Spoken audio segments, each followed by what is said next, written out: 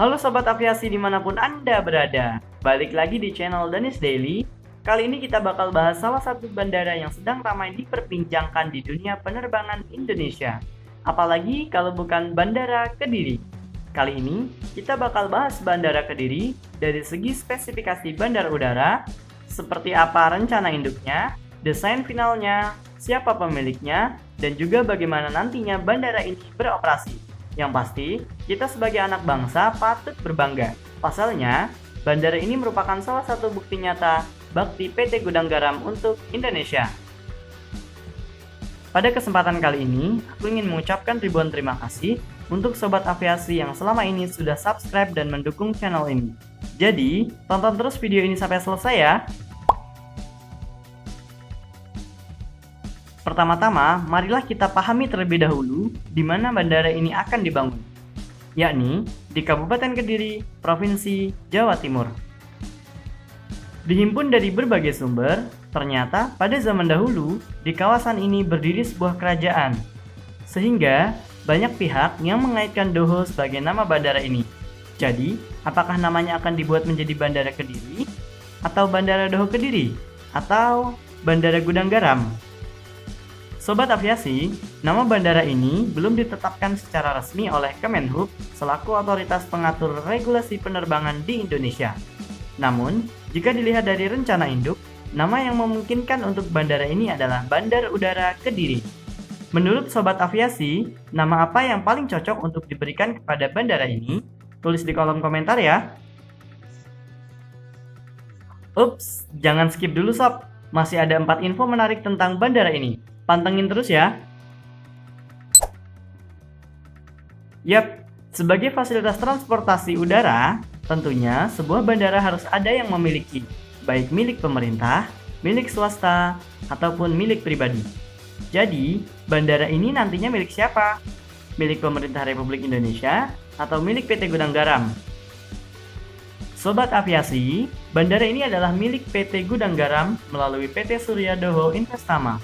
Namun, untuk operasional bandara tetap diatur dan dipegang oleh pemerintah melalui PT Angkasa Pura I. Mengapa demikian? Karena berdasarkan perjanjian kedua belah pihak, pengelolaan bandara ini bersifat KPBU antara pemerintah Republik Indonesia dan juga PT Gudang Garam. Keren ya Sobat Aviasi? Menurut kalian, apakah bandara ini bisa menjadi ikon baru di Jawa Timur? Nggak hanya HP nih Sobat Aviasi, mengulik spesifikasi sebuah bandara juga menarik untuk diperbincangkan. Bandara buatan anak bangsa ini memiliki spesifikasi yang super duper mewah. Apabila pembangunan bandara ini telah selesai, maka akan memiliki single runway berdimensi 3.300 x 45 meter. Nggak tanggung-tanggung nih sob, dengan apron seluas 62.670 meter persegi, bandara ini mampu didarati pesawat wide body seperti Boeing 777 maupun Airbus A350. Keren ya? Eits, tunggu dulu. Dengan spek tersebut, bandara ini bisa melayani penerbangan internasional loh. Ya, walaupun secara hierarki, bandara ini hanyalah bandara pengumpan atau spoke. Namun tidak menutup kemungkinan ke depan akan ada penerbangan internasional tergantung kebutuhan. Selain itu, bandara ini bakal difasilitasi terminal penumpang seluas 22.200 meter persegi dengan bangunan dibuat menjadi 2 lantai. Biasanya, lantai dasar akan dipergunakan untuk administrasi dan juga tiket, sedangkan lantai 2 akan dipergunakan sebagai boarding area. Bandara ini juga akan difasilitasi garbarata untuk menunjang kenyamanan penumpang saat memasuki pesawat dari boarding area. Menurut Sobat Aviasi, monumen atau ikon apa yang cocok untuk bandara ini? Mungkin monumen tembakau bisa jadi pertimbangan. Untuk spesifikasi selengkapnya, Sobat Aviasi dapat membaca secara online dalam rencana induk bandar udara di Kabupaten Kediri di dalam Kemenhub KM 28 tahun 2020. Banyak sekali Sobat Aviasi yang menyatakan jangan sampai bandara ini sepi seperti Bandara Kertajati. Sekali lagi saya infokan, Bandara Kertajati adalah masa depan penerbangan Indonesia, terutama untuk wilayah Jawa Barat. Jadi, jika ingin melihat ramainya Bandara Kertajati, tunggu saja 5 hingga 10 tahun ke depan. Kertajati Aerocity. Eits, kita lagi nggak bahas Bandara Kertajati nih, tapi Bandara Kediri. Oke sob, jadi Bandara Kediri nggak akan sepi seperti Bandara Kertajati. Alasan utamanya karena Bandara Kediri berada di pusat keramaian Kediri. Selain market utama untuk melayani operasional PT Gudang Garam, jarak antara pusat kota Kediri ke bandara ini hanya sekitar 16 km yang dapat ditempuh selama 30 menit perjalanan. Selain itu, kawasan terdekat dari Kediri juga bisa menggunakan bandara ini sebagai pilihan. Jadi sekali lagi, bandara ini tidak akan sepi. Jadi, kalau bandara ini sudah jadi, sobat aviasi area Kediri dan sekitarnya, pilih terbang melalui Bandara Kediri atau Bandara Juanda ya.